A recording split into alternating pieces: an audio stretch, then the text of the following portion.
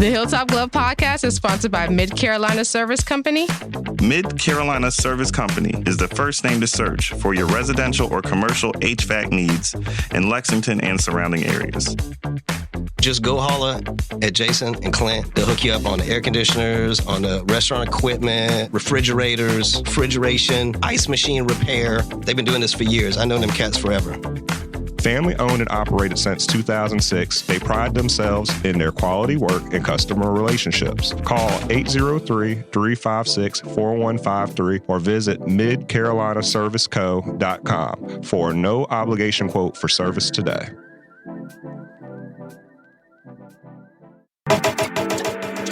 The Hilltop Glove Podcast is sponsored by True Brilliance Entertainment. True Brilliance is a production, promotions, and management company dedicated to connecting artists and producers across the Carolinas to music industry professionals. Several of their clients have placements both domestic and internationally as a result of their services. Are you an artist or producer looking to build meaningful relationships within the music industry? Then True Brilliance is for you. Check them out at paramilitary.com. That's spelled P-A-I-R-A military.com.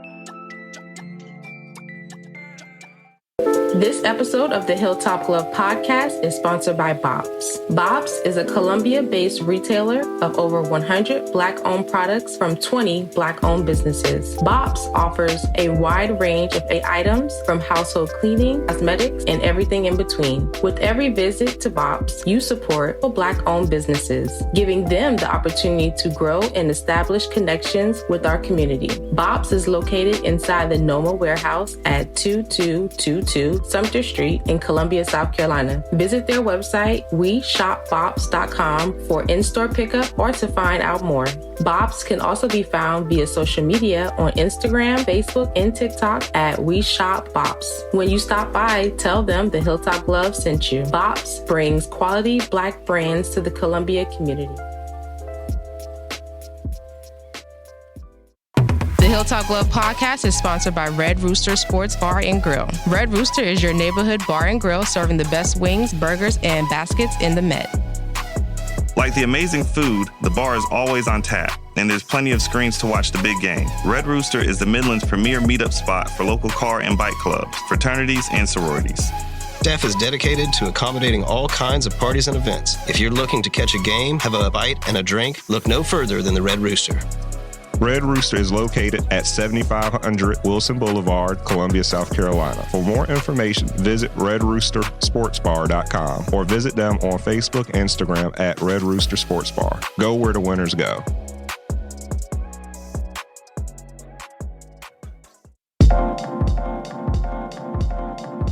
Welcome to the Hilltop Glove Podcast. Welcome to the Hilltop Glove Podcast. Welcome to the Hilltop Glove Podcast. Welcome to the Hilltop Glove Podcast.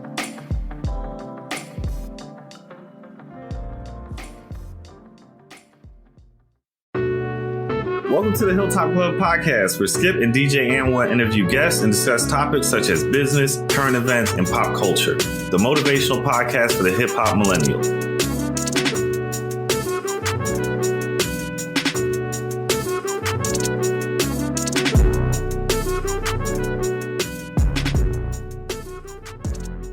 Good evening, happy Friday, and welcome to this episode of the Hilltop Glove Podcast. I'm your host, DJ Anwet, with my co-hosts and brothers, Skip and Mike. This is our fourth episode with our esteemed guest, Dr. Jermaine Johnson. He's an elected official, SC District 80, a former professional basketball player, a professor, a community organizer, a business owner, and much more. Good evening again, Dr. Johnson. It is a pleasure to have you. I'm happy that you took time to sit down with us to discuss some things and talk about life, politics, and the state of South Carolina as a whole. How are you doing today? Man, good evening, fellas, man. I appreciate y'all having me, man. You know, it's been a long time since I talked to y'all, man. So I'm excited y'all got me on here to little old me, man. Hey. You know, so I appreciate y'all having me on here, man.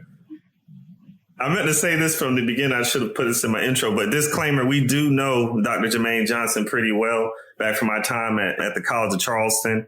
We did go to school together. We watched this gentleman grow up into a successful grown man, husband, you know what I'm saying, businessman and politician. And it's nice to see our folk around us. As you should know, this podcast is about growing up, learning about life, adulting, and moving on, and understanding how to do things properly. And it's nice to see our folks out here doing their thing in the right way. So just had to put that out there. But jumping into it, because I know I want to make sure we keep our time together, man. We know you represent District 80 here in South Carolina. First off, congratulations on your election. You know, that makes our day. And just jumping into it, man, everybody wants to know this stuff. Man, what can you tell us about the campaign and how and why you got into politics? Oh man, so you know, politics was never my thing. Y'all know I've been an athlete. I've been an athlete forever. Yes, sir. You know, so I've been a basketball player, man. But you know, there was just some things that I was noticing that was going on in my community that I was speaking out against. You know, I was talking to other young people. I've always been like the type that would like to mentor young people. You know what I'm saying? So I would see young people and try to give them a little bit of advice on how to navigate certain things through my experiences. You know, and I had a young guy up here in Columbia that was telling me about how he had got stopped 3 times in 3 days by, 3 police officers. They had illegally searched him and let him go. Wow. And I spoke about this at a police forum. And as I was leaving this forum, a gentleman came and tapped me on my shoulder. And it was Representative Joe Neal. Wow. And for people who don't know, Representative Joe Neal is the individual who was fighting to get the Confederate flag removed from the State House. Yes, sir. And he was saying, man, Jermaine, you're the exact type of leader we need. You know, you're exactly the type, the future. And he is the one who kind of jump-started my political career. I had no aspirations of being in politics, man. Wow. I always just wanted to change the community and help influence the individual to get on the right path. And he's the one who did it. So, from there, after meeting him, he set my whole career in motion. And that's how I became a Richland County Recreation Commissioner. Gotcha. But I ain't just stopped there. Like, he just put me on to everything else. Like, I became part of the Young Democrats of South Carolina and the Young Democrats of the Central Midlands. I became part of the Democratic Black Caucus. I became the 3rd vice chair of the Richland County Democratic Party. I mean, everything just kind of went so fast, man. And that's how I got into politics, man. Man, that's interesting because I remember growing up with you and just watching you, being around you. I always knew that you had a knack for talking to folk, communicating, especially about things about growth and development, getting better at what you're doing. I always paid attention to that. And I remember you telling me about your story growing up out west and then coming over here and just bringing that over here with you, bringing that idea with you. Could you elaborate a little bit on folks about your upbringing and how you got over here to the East Coast? Yeah. So, I was born in Los Angeles, California, but, I've lived all over Southern California, man, coming from South Central, from Crenshaw, and was all over Southern California. At this point, I've actually lived in South Carolina longer than I've lived anywhere else, longer than I've lived in California. That's crazy. Yeah, I tell you, I'm from South Carolina at this point. I've lived in longer than everywhere else, you know what I'm saying? So, but, growing up in that type of environment, man, I've been homeless living out there, lived in most of my life was living in motels and hotels. Being hungry, going through that type of thing, family members lost to drugs and gangs and, that whole type of thing. I lost a couple of friends to that type of stuff. Violence. My older brother was murdered. It's just all those different types of things that I had to endure while coming up and trying to navigate that whole thing. So it's, it shouldn't surprise you that I was kind of subjected to that lifestyle, and that's just kind of what I was living in. People become products of their environment. So I have tattoos all over my body, it's just, you just begin to look and be of that environment. And it wasn't until my AAU basketball coach took me and sent me to a private school, a prep school in upstate New York, where I started to see things were different. And my environment and the things that I was going through, they weren't the norm for everybody, Interesting. So after I grew up and I started seeing things, I no longer get upset at these guys that are in these neighborhoods because, I had the same type of experience. So, I always ask people, how do you know your thinking is wrong if everybody around you thinks the same? True statement. Very true statement. You never know. You never know because nobody, all you see is exactly what you see every single day. And if you don't have the opportunity to get outside that environment, you'll never know that your thinking is wrong. So you can't be mad at these people for thinking the way that they think. They've never seen anything different. That's very true. You can't push that. You can't push that blame onto them. They have no other stimuli. They're working off of what they're being given. That is understood. That is understood. That is a very good point. And I'm happy that you gave that background because with that background, it pushes even harder to point. So from that situation, coming out of there, finishing up in college, you did go play pro basketball for a few years, correct? Yeah, man. Yeah. I had a good time. So after getting to South Carolina, I just never left. I got here in like 2003, 2004, and I just never left. I played ball there, and then I went and I ended up getting drafted to the NBA D League. And then after I left the NBA D League, I ended up going to play basketball in Mexico. And I went from Mexico to Portugal, played in Brazil, played in Canada. Yeah, so I played all over the place, man. Mexico, Brazil, Portugal, and Canada. So, I had a good time. I learned how to speak Espanol. Yes, that was one thing that tripped me out. When he came back speaking Spanish, I was like, what did they do to Jermaine? Yeah, man. Yeah, it was crazy, man. It's like, what they teach you in school is completely different than what, you get when you submerge yourself in the entire culture and the environment. I ended up helping my other brother to get out there with me to play on the basketball team with me. And he got married, had a few kids, and stayed out there. Wow. He passed away in about 6 years ago now. But, up until he passed away, he lived in Mexico with his wife and kids, man. So it was a whole different type of culture, man. And learning how to speak Spanish, that's the best way to learn. I got those English to Spanish dictionaries, and I used to just translate everything that I said in English. I would just translate it into Spanish, like word for word. I would translate all the words that I used. And I went from that, and then people started helping me out with putting them together in phrases. And then that was it. And then I just took off from there. It's unlocked it. And like you said, it was all through experience, actually getting outside the States.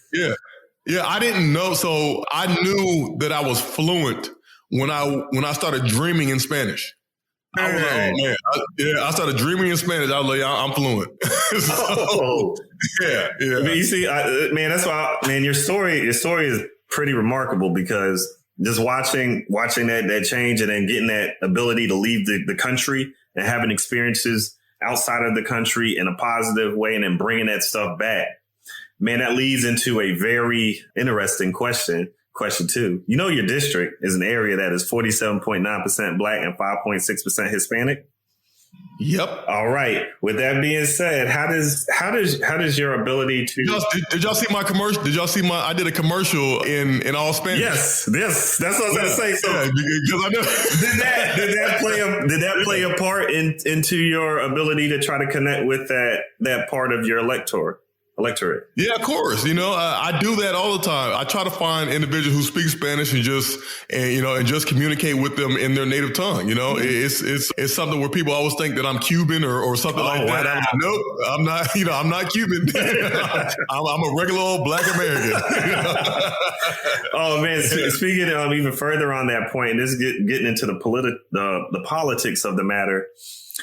Because of that, like looking at your district and whatnot and the makeup of it. It gets into the idea of gerrymandering, especially in our state, and the importance and the power of gerrymandering. And I like how you use that ability to create bridges to make sure that the gerrymander actually worked in your favor. And that's positive because for people who want to make change, it allows you to get in there and also make sure that you can get through the actual political holdups that other people would have. You're able to move through that. Do you think that the gerrymandering is a negative or a positive in this state? And if so, how do you think we could actually create a change for that if it is negative? I completely hate gerrymandering with a passion. I hate it. Yeah, I hate it. Now, the established politicians, they love it. And they don't want it to change for anything, but I hate it. Could you explain why the established politicians like the gerrymandering so that the listeners can understand it a little bit? Yeah, so the established politicians love gerrymandering because once they get into a seat, once they get there, they no longer have to really serve the entire district or the entire population of people. They only have to serve that one little pocket of individuals who are voting for them and who are voting either D or voting R, voting that straight ticket. They don't have to do anything else. They just have to vote, make sure that that pocket of influencers, make sure that their needs are met. And if that's the case, then they can stay in there that's how white see guys in there 20, 30, 40 years because they're consistently feeding to that one population. And the thing is, gerrymandering doesn't just help Republicans; it helps Democrats. Wow, the established Democrats, because the Republicans they draw their district lines to where everybody in their district is Republican. They look at the voting records and say, all right, everybody in this district is Republican, and they say, all right, I don't want to take any chance for losing my seat. So I'm gonna give all these Democrats over to this area, and you can have those people. So that it helps the establishment individuals, but it makes politicians extremely lazy. And it's also when it comes with straight ticket voting.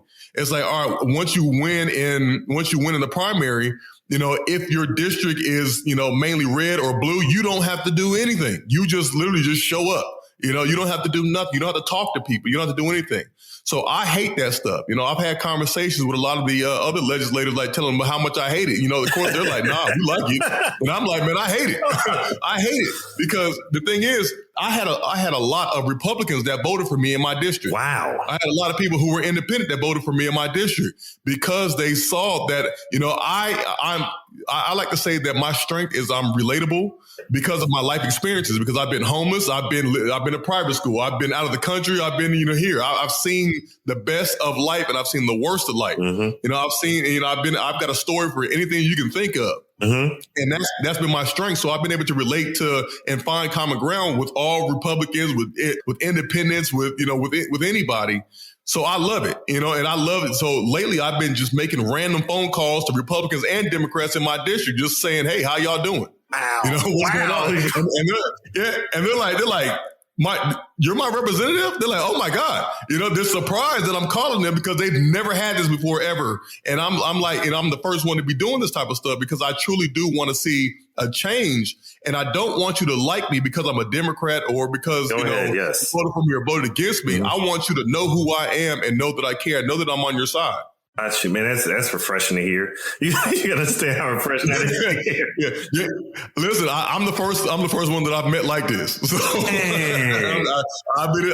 to be honest.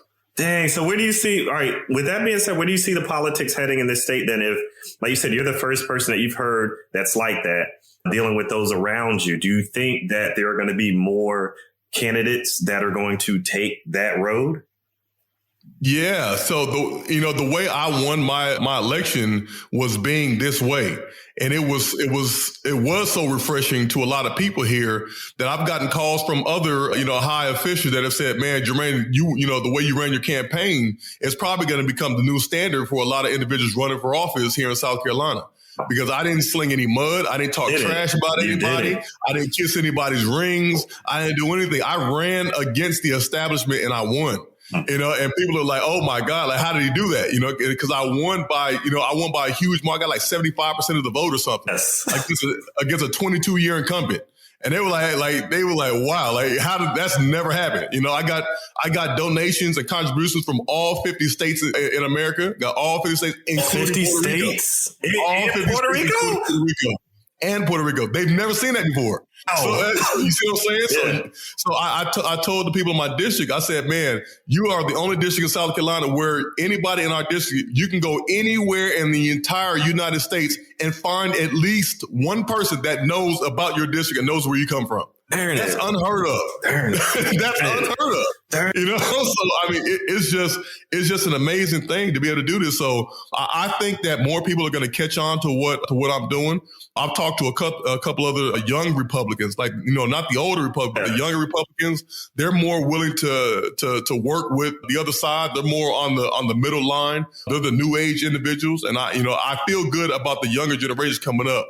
I tell people that I'm not really fighting for this immediate generation. I'm fighting for my kids and grandkids generation, because that's when the change is going to happen. You have to think, these politicians that are up here right now are the ones that were still in power back in 1960. Wisdom. And it's the same exact thing that's going on. You got to think about that. There's people up in the state house that are 70, 80 years old. Think about those individuals. These people were around when black people couldn't vote, and they're still in power. True. Speaking of which, I thought this was interesting. I was looking on legislation that you worked on, and you introduced legislation to name a road after the gentleman that you replaced. Correct. Man, that's humble, man. That is humble. And that's that's another refreshing thing to see. You don't see that coming out of politics normally. Usually it's a competitive dog eat dog, kill everything, winner takes all game. So again, like you said, you're showing a new path. It's refreshing. Yeah, I called him, and I told him even before I got out there and started campaigning against him, I let him know that, hey man, this is nothing personal. Absolutely nothing personal. There's no hard feelings. If I win, I still want you to work with me. If I lose, I still want to work with you. There's nothing personal. It's all about the good of our community, all about the next generation and raising the next generation up to see, have somebody that represents them, that looks like them, that speaks like them, that talks like them. Representation matters. We know that. We've seen Black Panther. You see the kids looking at the picture like, man, I can do that guy. Yes. Representation matters. And I look like my community. I'm of my community. I dress like my community. So, I talk like my community, and I wanted them to know that, hey, listen, that I'm here, and that you can do everything that I've done, and you can, do more than what I've done. You could be greater than what I'm doing. I'm the spark to start it, but I darn sure won't be the last person. Strong words. That's what I like to hear. I'm going to move on to this next question because it relates to you doing that work. But like I said in the beginning and in your introduction, you're more than that. You do so much more than that. And with that being said, one of the things you hear from folk who are working in public service, they sacrifice a lot of time, especially with your family, even with working at your own business or doing whatever you're doing, because you have to be there at the state house. You have to craft legislation. You need to sit in hours and talk with people and meet folk. And I know recently Steve Benjamin, the mayor of Columbia, he cited a desire to spend more time with his daughters, along with building his practice, for a reason why he's no longer going to run after this term. Could you share your experiences on how you're dealing thus far being a neophyte in this arena and balancing your political and your personal life? I've got the most amazing wife ever, man. You ain't lying. You ain't lying. Oh my God. Y'all know, I think y'all know my wife. Yeah. Oh man, I've got the most amazing wife ever, man. And I fall in love with her more and more every day, man. I really do. Yeah, that's my boo-boo, man. She has always supported me, and she continues to support me in everything that I'm doing politically. We've had these conversations about, balancing life stuff, but I do everything I can. I go to my daughter's softball practices and I go to school and I make videos to speak for those kids at school. I do all that stuff to be dad. I try as best I can to be the most, present father that I possibly can be, and be the most present husband. After this, we're going out of town for a couple of days, me and my wife, to spend some time together, but these are things that, that I talk to my wife about. As long as you have an understanding between you and your spouse, things should be fine. And the thing is, when you are doing things what you're doing, so my wife understands. You got to think about people like Martin Luther King as well, with their families. They understand that, we've got a calling on us. As leaders, we've got a calling on us, and it's like we can't reject the calling that we have. So it's like you belong to the world. And you belong to the world, and your wife is there, or your spouse is there to really support you. But that's not to say that you need to neglect your family. That's just, we are just a family, at the forefront of trying to solve the problems for everybody else.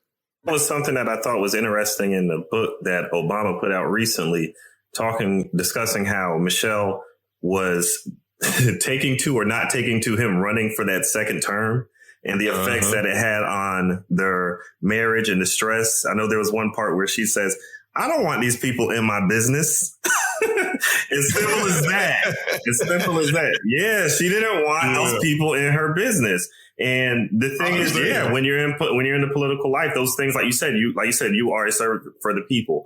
Everything that you're doing is going to be front street, is going to be out there. So absolutely, that right there, that almost kept me from running for office. That's why I was wondering. I wanted to ask you that. As soon as I saw your name come up, I was like, I need to get this man's number and call him and see why he's doing this, because I wanted to see. I almost didn't run. Man, really? Yeah, because I was so concerned. I was talking to people in my community and I was talking to my wife. I was so concerned about what kids or what other people would do to my children. You know, because in politics, it gets extremely dirty. And you know, it's almost like families are not all, you know, are right on there too. So it's like, they are off limits. No off limits. And they'll say anything and do anything to get you off your game. I mean, put out lies and all type of stuff. So I was so concerned about my kids, man. And I didn't want my kids to have to go to school and defend their father. I didn't want my wife to have to go to work or go in the community and have to defend her husband, you know, because of something. I was so concerned, man. So that almost kept me from not running, man. I went back and forth maybe 1,000 times on this one, man. Like, I ain't running. I ain't doing this. Then I said, I'm doing it. Then I ain't doing it. I ain't doing it. What helped to change your mind on that? Talking to Jim Clyburn. Oh, okay. Kind of Jim Clyburn, Congressman Clyburn. I asked him because, you know, the things that I was hearing were like, you know, I was so concerned about that. And then some of the elders were saying that I was too young to run and I needed to wait it out a little bit. And I asked Congressman Clyburn about this and I talked to him about that. And he said, Jermaine, you don't need permission from us old folk to run for office. Wow. And after that, I was like, all right, I'm running for office. That's what it is. Exactly. Yeah. Doesn't it feel good to have support from your elders when making moves like that? I mean, it is unbelievable, man. It's unbelievable. The simple fact that I was actually able to talk to Congressman Clyburn, dude. Yeah, that's what I'm saying. Yeah. I'm like, yo, I talked to Congressman Clyburn. It's like, I mean, some of the people I've had conversations with and broken bread with and, you know, get the call on the phone and thing. I'm just like, oh my God, like this person knows my name. Like people don't understand. Like, I'm still starstruck at all the people that I get to meet and talk to. And people are like, yo, Jermaine, like, you're important. You're famous. I'm like, no, I'm not. No, I get to talk to these famous people all day, man. It's amazing. And all right. So I have to continue on that line of reasoning with the impact of that on your life, just being thrust into that spotlight. If someone is interested in the political office and just trying to understand the impact that I'll have on the other aspects of life, how has it affected your professional business? So, you know, the way it has to be, man, if you don't own your own business, I would say you really need to look at what politics will do for your career. I mean, it'll probably put your career in the end, you know, because you have to own and that's why politics is really for, like, it's designed to be for the elite.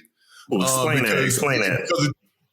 It's because it takes so much money to run for office. It takes a lot of money to run for office, and it also takes so much time to run for office. So you got to think the common man who's working, you know, at a department store, who's working 9 to 5 and makes, you know, $15 an hour. That person can't run for office because, you know, during the day that person has to be at work. So we can't campaign. You know, if that person has to self-fund their campaign, you know, it takes about $60,000 to run for office. So if you don't have that money, you know, what are you going to do? If you can't get the support, what are you going to do? You know, so it's really designed for the elitists. The thing that I had that was in my corner was all the groundwork that I had been doing and getting the support by being a part of Andrew Yang's campaign. Got it. You know, running his campaign kind of made me a national figure in his campaign. And I had so many people supporting me that they were like, listen, Jermaine, if you ever run for office, I got your back. Wow. And Andrew Yang said the same thing. And that's why Andrew was here for my swearing in. He was like, Jermaine, whatever you need, I'm with you. So, you know, he did a lot of fundraising stuff on my behalf also. Wow. So you really did do grassroots stuff. You started from the bottom and slowly built it up. I had thousands and thousands of grassroots efforts and donors. Man, all right. See, that's something that people don't usually get to see. They just see the end product. They didn't realize that you had been working at it for such a long time. I know I do my Facebook Ninja and my online stealth mode and be real creepy on people. That's what I do. So I knew that stuff. I was looking at it and I was like, people don't realize this man's been at the bit working this since like 2013, coming up slowly but surely grinding to this spot. So 7 years later, you end up in this position. It wasn't by happenstance. Correct. Exactly. This is a question I had because, again, doing my little background stuff, I'm a nerd. And so I like to read. I read legislation. So I always like to say this, being a legislator isn't always grandiose. It's not always fun stuff. Some stuff can be mundane and trivial. It's not stuff that people would consider to be sexy or anything like that. However, there are times, because I know you are an activist as well. That is something that is a tagline for you. It's something that you like to do because you get out into the community. You like to work with folk. And it's nice to be able to put that activist hat on when you're in a position that you are in and make mountains move.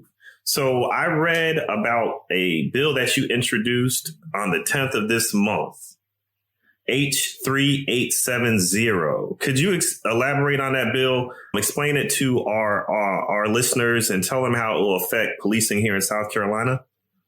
Yes. And I'm so excited about this, man, because I believe it actually has a chance to. It looks like it, yeah. Yeah. H3870 is actually a bill relating to body cam footage from police officers. Mm-hmm. And the way that the law is written right now, if you are to get into an altercation with a police officer and you want the footage because you want to pursue charges or you want to, complain or write them up or whatever, you can't go down to the sheriff's department and get access to that footage. You have to actually hire an attorney to subpoena that footage before you can do anything. Now, why is this important? The reason why this is important is because if you are a homeless person or somebody who's living, at minimum wage or something like that, and you get into an altercation with a police officer and you can't get the body cam footage, well, you literally just have to deal with the consequences of the interaction between you and the police officer. At that point, it's your word against his. And when it becomes like that, you have a lot of police departments, such as the one here in Richland County, that do internal investigations. They don't bring anybody from outside. They do it. So it's like you investigating yourself.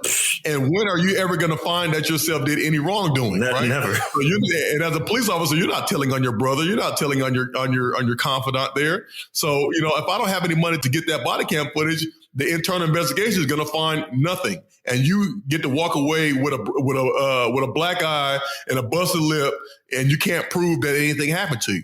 So what this bill would do, it would alter that. It would change the fact that right now that they are criminalizing poverty. It would allow that anytime that somebody was the subject of an altercation or the subject of an investigation or the subject of whatever was going on that's on the body cam footage, it would allow for you to be able to go to the sheriff's department and say, hey, I want this footage. This footage, this is something that happened to me. I want this footage. And they, and you would be able to get that footage. It would be required by law to give you access to that footage so that you can do your own investigation. So you can see if you did something, you can see if they did something, and you can give that to your lawyer if you want to get one. And this will help lawyers as well, because now that you got access to this footage, now a lawyer can see the footage before he even decides if he wants to take the case or not.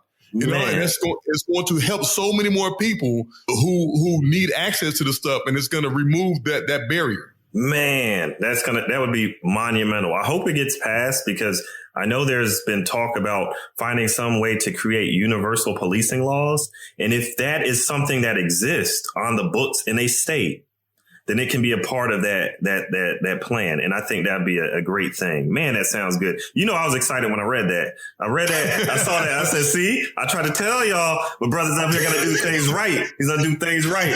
So that excited me, man, because like you said, poverty is something that is usually criminalized in very unique facets. And it affects people literally to the point where it can ruin their lives and keep them from being able to develop into profitable citizens and people of society that can actually do good for others. So, man, bravo to that. Bravo to that. Do you have a lot of backers on that bill with you?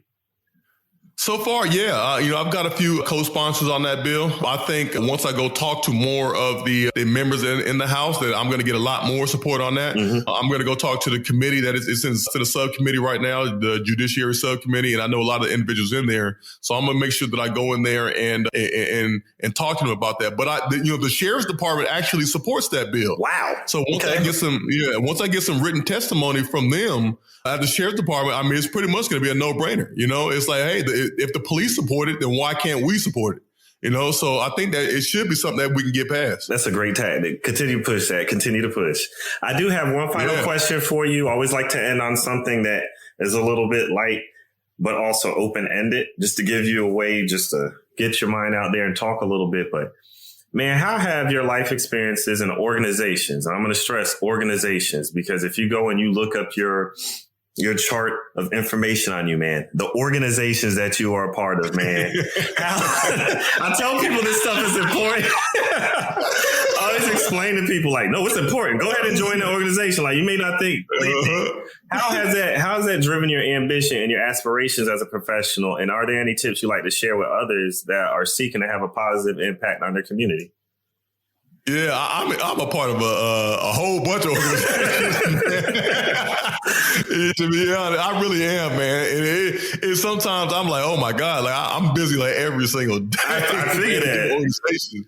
Yeah, and there's even groups that I'm involved with that I don't even have listed on places. Like a group called For Brothers Only. I'm involved with this group, but all these different groups and organizations that I'm involved with are to feed me in some form or fashion. Okay. And this is because, when you get to a point, sometimes, you're always expected to be pouring out and pouring into somebody else. Like you always have to pour into somebody else. And sometimes I need other things to feed my soul, to replenish me. So, I don't want to be depleted. And that's when you get on like airplanes. If you ever get on the airplane, they tell you to, in the case of emergency and that mask come down, you got to put the mask over your face first. Mm-hmm. And the reason why they tell you that is because you can't help anybody else until you help yourself.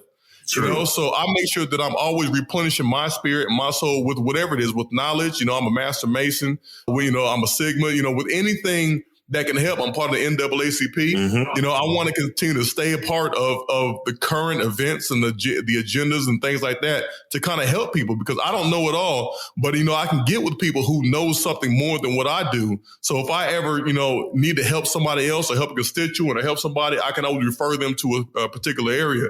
So, getting involved with some of these organizations will help you to expand your thought process. It would help you to expand everything, your approach to different things. You'll start to learn different things about where you're trying to go. So if anybody wants to get involved with politics, man, the first thing I suggest is to know your why.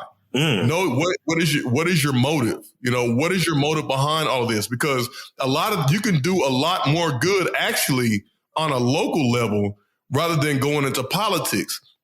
Because once you get into politics, you have to think how long it takes to get a law or something like that changed or an ordinance passed. Because it's not just me that's making this law. Nope. There's literally 124 House members. And when you introduce a bill, it goes into subcommittee. And then the subcommittee is like 4 or 5 people, and they have to say, they scrutinize it. And you have people that are testifying against it or for it. And then if it passes subcommittee, then it's got to go to full committee. And it goes to that whole thing. You got people scrutinizing it, offering amendments and all that. And then if it passes that full committee, then it's got to go to the House.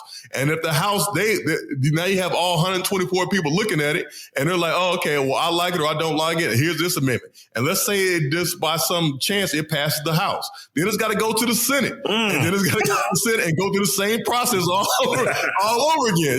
It's like got to go through the committees and do all that. Then it's got to pass the Senate. And then it got to pass the Senate. After that, then it goes to the governor. And now the governor has to look at it. So these processes are so long, and it takes so long before you can get anything changed in your community if you want to do it from a political standpoint. But let's say you have something that's going on in your neighborhood, in your community, and you're a community activist, and you just know a lot of people, and some little boy on your street just got hit by a car while he was riding his bicycle in the street. Well, you know what? The thing you would want to do is say, hey, you call your county council member and say, hey, put a speed bump on my street so people stop speeding on my street. You can get that done in 30 days. Darn it. people don't understand. So it's things like that can really change your everyday life, and that people aren't looking at it. That is a very good point you just made. And that's the whole I'm just a bill sitting on Capitol Hill type thing. You summed it up real quick, and then you followed up well. And I like that you put that out. The impact that you can have as an individual within your community. And again, it goes back to the beginning of our conversation. That's how you started off, Jermaine, as an individual in the community. And then you got to that point, man. That's a beautiful thing, man. That is a beautiful thing. And I want to point this out before we wrap up, because I know we're getting up to time right now. Would you like to point out either some organizations or some folk that you would like to point out that folks may want to get in contact with, and any content information you have for yourself or websites or things that people may need to go to so that they can follow up on things that you're either interested in, pushing for, or you think may be important for our listeners? Yeah, you can always find out, about stuff that I'm doing. I'm trying to keep my website updated, but you can just go to johnsonforsc.com. If you want to email me, you can email me at info@johnsonforsc.com. There are a lot of good organizations that are out there. You have Amplify Action. Remember Brandon? Y'all remember Brandon Upson? Yeah, man. Brandon Upson's doing some great things in the political world, man. I mean, some amazing things. He's out here, registering black men to vote. He's going all over the country registering black men to vote. And he helped a lot in that Georgia race. Oh, wow. We have some things going on up here. My buddy Jamal Bradley pushing for this Juneteenth festival to be a state holiday. Okay. And we have a bill in the House and in the Senate right now to make it a state holiday. So that's probably going to pass as well. We have all these different people. Like, what's the other organization we have? It is, y'all remember Bright? Yeah. Jessica Bright? Yeah. She's doing some great things up here. She's doing some great things in politics right now. So get in touch with Jessica Bright. Okay. I mean, so we've got a number of different things that are happening with young millennials, man. Like us young millennials, we are really moving the needle right now. Mm-hmm. And I'm just proud to be a part of it. Just be a small blip on the screen with these great people that's doing some things. And that is excellent to hear, man. I'm going to tell you, man, on follow-up, you have to make sure to send some contacts out for us and get them back to us. We're going to have to bring them onto the podcast so we can talk about some of these things. Absolutely, man. Absolutely. Yeah. Y'all make sure y'all check out my Twitter page, Dr._JL Johnson. Check me out. I spent a lot of time on Twitter. I hated Twitter. Yeah. But Andrew Yang asked me to get on Twitter when he was running for office, for president. So I hopped on Twitter, and then I can't get enough of it. It makes sense. Like I said, it's a great tool. It's a great tool. That's all it is. It's a great tool. But with that being said, we're going to wrap up on this episode of the Hilltop Glove Podcast. From me, DJ Ann What, my co-host Skip, and my co-host Mike, man, we'll see you next time. That's it for today's episode of the Hilltop Glove Podcast. Make sure to subscribe to us on Apple Podcasts, Google Podcasts, and other platforms. Also follow us on Instagram and Facebook at Hilltop Glove.